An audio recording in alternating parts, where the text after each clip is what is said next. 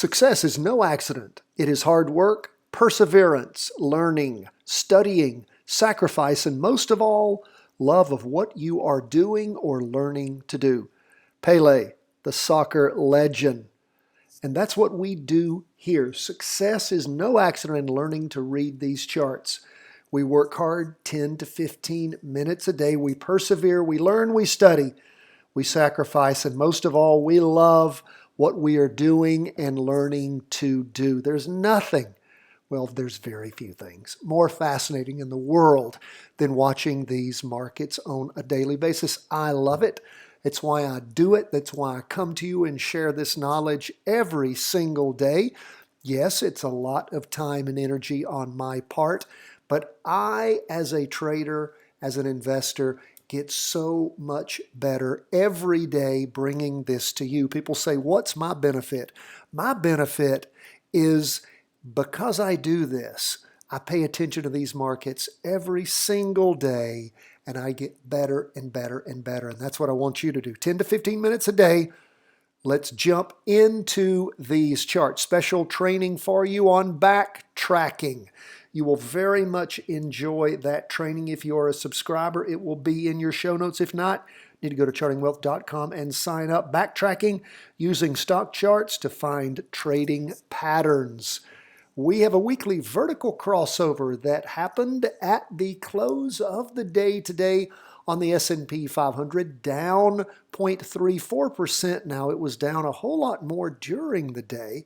Things reversed a little bit at the end of the day. We'll talk about that and about how you might use that in making your decision as to whether or not to jump in at the end of the day after a long, long down week. We'll talk about that. So what do we have going on? We do have a weekly vertical crossover. We have noted that in the charts.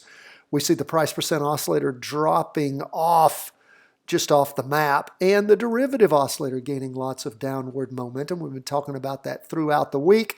2-day chart, of course, it crossed over back on last Friday. A little bit of a portend potentially of what was coming.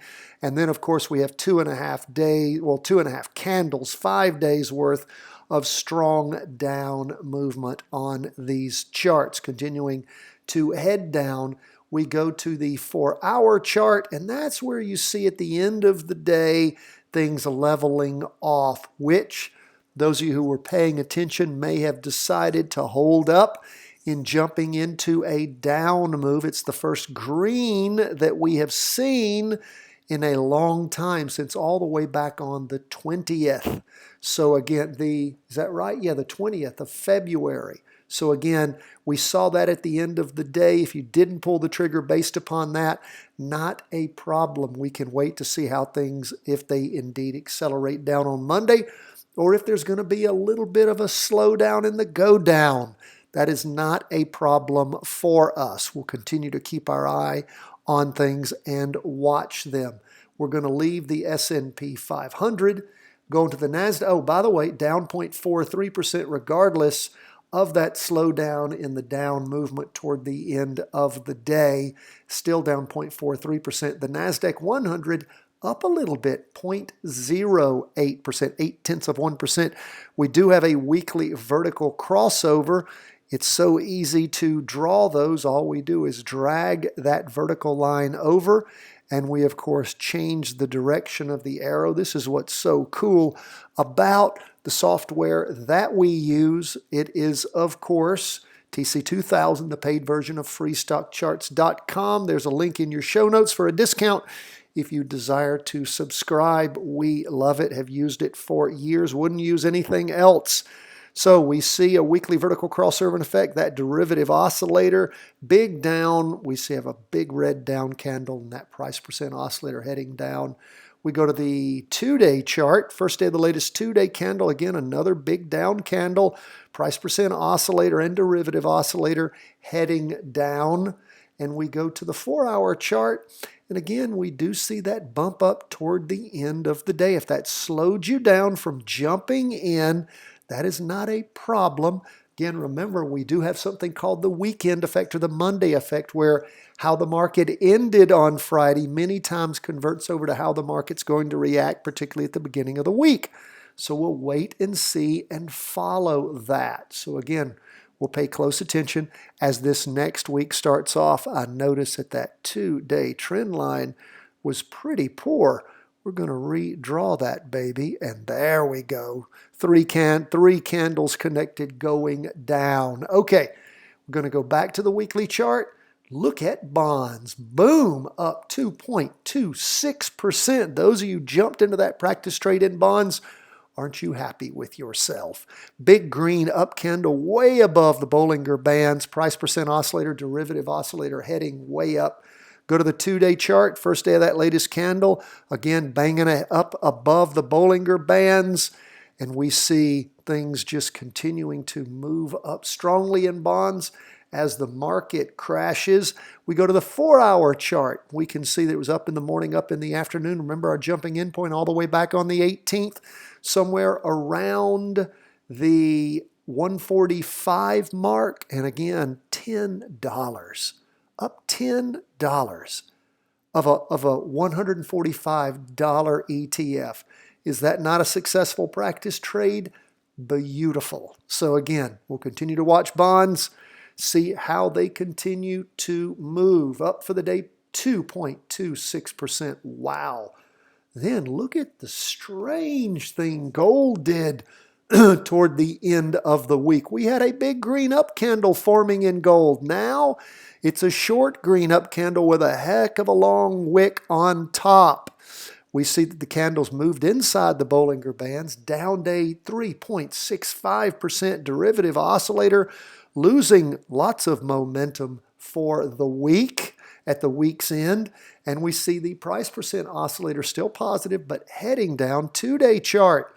Not crossing over, going down yet, but pretty darn close. First day of the latest 2-day candle, booming down. Almost down, well, penetrated the weekly trend line. And again, big red down candle. The first we have seen as far as solid red down candles go in many days. Price percent oscillator is still positive. So is the derivative oscillator, but just barely. And then we leave the 2-day chart. That's just the first day, so it'll finish drawing on Monday, the 2nd of March. We go to the 4-hour chart. Down in the morning, down further in the afternoon. That crossover going down actually occurred back in the afternoon on Wednesday. Had gone down for a day and a half, then up for, really just sort of a up morning on the 27th, Thursday. Down Thursday afternoon and then just dropping way off. 4-hour chart penetrating the weekly trend line. So again, just lots of down movement in gold. Why? Well, we'll watch, wait, and see how that shapes its way up at the beginning of the week. So again, pay close attention to that 2-day chart when it finishes drawing. See if we have a crossover going down. That would definitely be every reason possible for jumping out of an up trade in gold if you had stayed in after that topping. So again, that's where we are, folks, as we end the week. Hope that you have had a great time practice trading throughout the course of this time. It is a fascinating time to follow these charts, be in these markets. Volatility is always interesting. And again, we'll wait, watch, and see how the coronavirus and its worldwide effect continues to affect these markets. Up, down, sideways. We'll be here with you following them. If you jumped into those practice trades, again, make sure to be filling out the trade worksheet. Hope that you filled out the weekly market worksheet while you were listening. Daily market worksheet on a regular daily basis, Tuesday through Friday. And again, friends, if you don't know where those worksheets are, look in your show notes. There are PDFs there where you can print them out on your own. We also have them bound in a spiral copy for sale. You'll see that link in the show notes too, along with our book, Charting Your Way to Wealth. We so appreciate you being with us.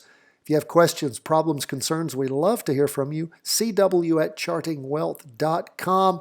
For everyone who's subscribed to our texting service, you will be getting that notification of the weekly vertical crossover going down on the Nasdaq 100 and the S&P 500. God bless. All the best from the whole team at Charting Wealth World headquarters.